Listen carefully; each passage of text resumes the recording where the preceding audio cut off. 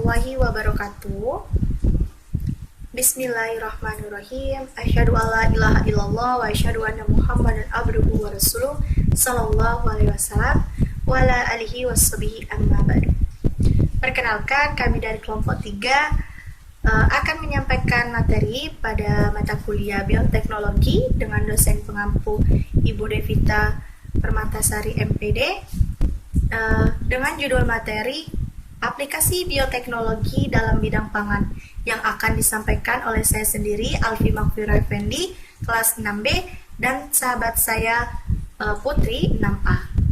Selanjutnya materi akan disampaikan oleh teman saya Putri. Kepada Putri dipersilakan. Baiklah, di sini saya akan membahas bioteknologi pangan. Sejarah bioteknologi pangan, produksi makanan dengan proses mengubah bahan baku dari tanaman atau hewan telah dilakukan sejak dulu dengan menggunakan api. Sejarah reproduksi bioteknologi pangan mulai dengan produksi makanan fermentasi seperti wine, roti, atau keju. Sejarah perkembangan singkat. Milenium keempat, orang Mesir mengembangkan pengelilingan, gabah, baking, membuat bir. Milenium ketiga, orang Mesir dan Sumeria pengawetkan susu sayuran dengan fermentasi asam. Milenium pertama, diring udara terbuka kentang oleh Andean Amerindians. Abad keempat, Aristotle mengklasifikasikan tanaman dan hewan. Abad ke-18, Linnaeus atau Swedia membuat formula taksonomi klasifikasi tanaman dan hewan. Spallanzani atau Italia mensterilisasikan makanan dan bahan organik dengan memanaskan dalam tangki kedap udara. Abad ke-19, 1820, Brancon atau Prancis menghidrolisasi gelatin untuk memproduksi glisin, daging, dan Walreusin 1840 sampai 50. J. von Liebig mengenali protein, lemak, karbohidrat, dan berbagai mineral penting untuk nutrisi manusia dan hewan. Abad ke-20, pengakuan teori Mendel tentang penurunan sifat pada semua tanaman dan hewan. 1980 sampai 90, Rockefeller Foundation dan International Research Institute menemukan cara transgenik untuk mentransfer sifat anti hama antara Oryza sp. liar dan hasil panen. Dikembangkan pangan transgenik lain. Pembagian bioteknologi pangan. Bioteknologi pangan dibagi menjadi dua. Yang pertama, bioteknologi tradisional, dan yang kedua, bioteknologi modern. Pertama, bioteknologi tradisional. Bioteknologi pangan tradisional, proses fermentasi adalah proses tradisional untuk meningkatkan daya simpan hasil pertanian seperti susu, sayuran, dan daging. Semua makanan dan minuman yang mengalami fermentasi membawa rasa yang unik dan bermanfaat bagi konsumen. Fermentasi adalah cara tradisional yang dapat dikembangkan menjadi proses yang lebih besar.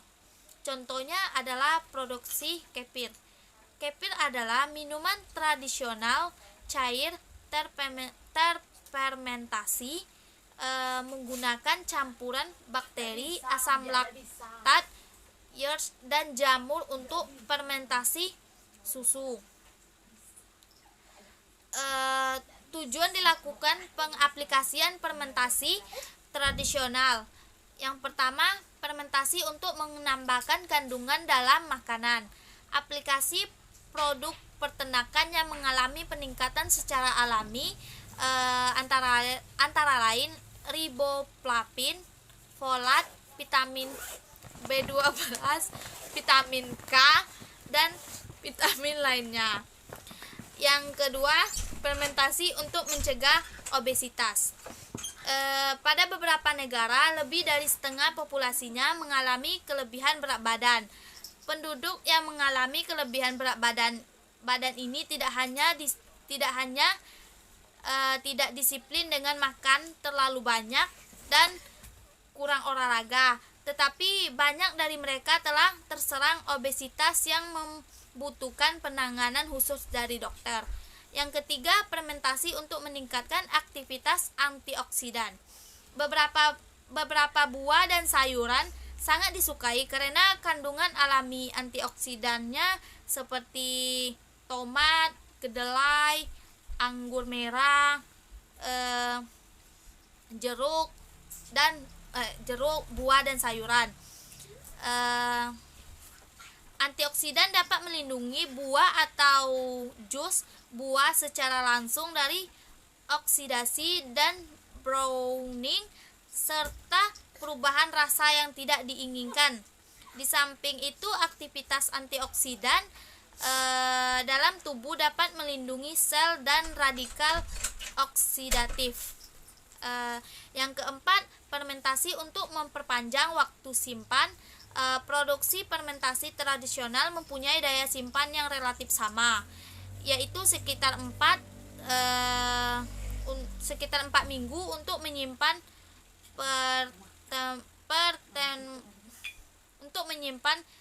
peternakan cair dan setahun atau lebih untuk beberapa sosis kering terfermentasi dan minuman beralkohol.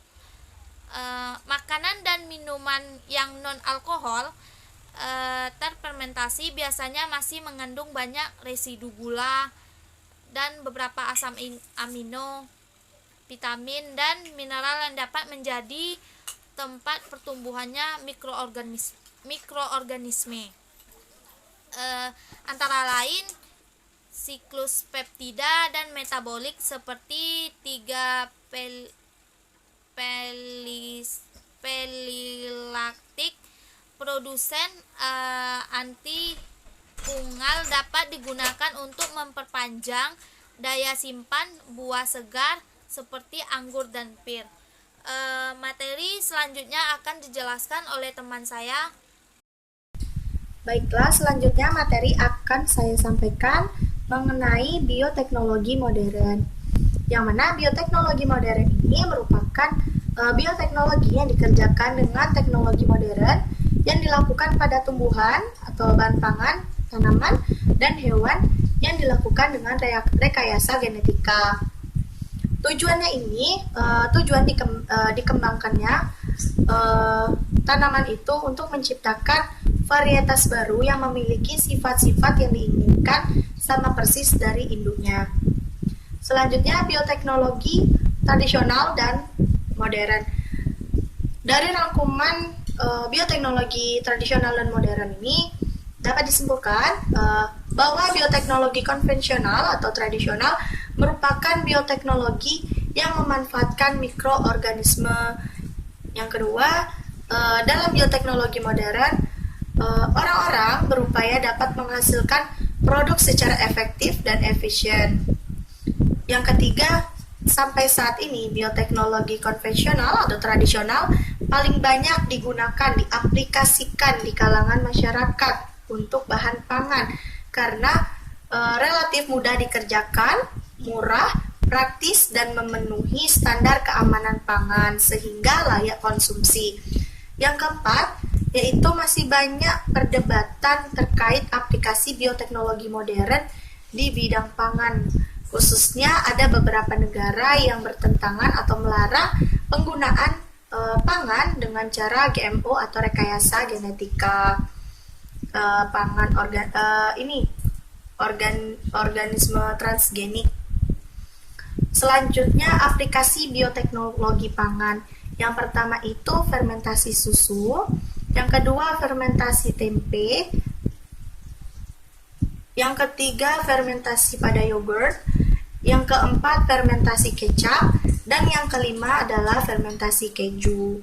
Nah, beberapa aplikasi bioteknologi pangan yang disampaikan pada materi kali ini merupakan how to make, bagaimana cara pembuatan pada fermentasi bahan pangan tersebut. Seperti contohnya pada aplikasi bioteknologi pangan fermentasi susu. Jadi, bagaimana cara pengelolaan susu hingga menjadi keju, atau fermentasi pada tempe dari kedelai, bagaimana caranya hingga menjadi tempe. Selanjutnya, dampak aplikasi bioteknologi dalam bidang pangan. Yang pertama, dengan menggunakan teknologi rekayasa genetika, kultur jaringan, dan rekomendasi DNA, dapat dihasilkan tanaman dengan sifat produk tunggal karena mengandung zat gizi yang lebih jika dibandingkan tanaman biasa. Yang kedua, adanya mikroorganisme yang dapat membantu proses fermentasi, membantu manusia untuk menghasilkan bahan pangan seperti penggunaan ragi yang dilakukan pada pembuatan pengolahan tape. Terus contoh lainnya itu seperti oncom, kecap, keju, nata de coco, yogurt. Nah, itu pembuatan bahan pangan dengan bioteknologi tradisional atau konvensional dan modern. Selanjutnya yang ketiga, kemajuan di bidang bioteknologi tak lepas dari berbagai kontroversi yang melingkupi perkembangan teknologinya. Jadi terjadinya pro dan kontra pada pengembangan pangan bioteknologi modern. Selanjutnya yang keempat, berbagai upaya yang menanggulangi dampak negatif penggunaan bioteknologi, misalnya perizinan, pengawasan yang sangat-sangat ketat dari pihak terkait kepada para peneliti yang ingin melakukan penelitian-penelitian. Selanjutnya, pro dan kontra dan kelebihan kekurangan dari bioteknologi dalam bidang pangan. Yang pertama di sini pro dan kelebihan dari aplikasi bioteknologi pangan. Yang pertama, keuntungan pangan hasil rekayasa genetika antara lain meningkatkan efisiensi produktivitas, nilai ekonomi dan produk, memperbaiki nutrisi, nilai palatabilitas dan meningkatkan masa simpan produk. Yang kedua, tanaman transgenik yang sudah berhasil dilepas di lapangan memiliki banyak manfaat terutama pada bidang pertanian berkaitan dengan bidang pangan. Yang ketiga, keberhasilan perakitan tanaman transgenik yang mempunyai kadar nilai gizi yang lebih tinggi, yang lebih banyak nilai gizinya, dan masa simpan produk yang lebih lama. Yang selanjutnya yaitu pro kontra dan kelebihan kekurangan aplikasi bioteknologi pangan yang kontra dan kekurangan. Yang pertama, kemungkinan terjadinya gangguan pada keseimbangan ekologi. Yang kedua, alergi terhadap kedelai telah meningkat setelah pengenalan cara penanaman dengan metode GMO atau sering disebut dengan kedelai transgenik. Ada beberapa kasus pada beberapa orang yang mengkonsumsi kedelai dia mengalami alergi.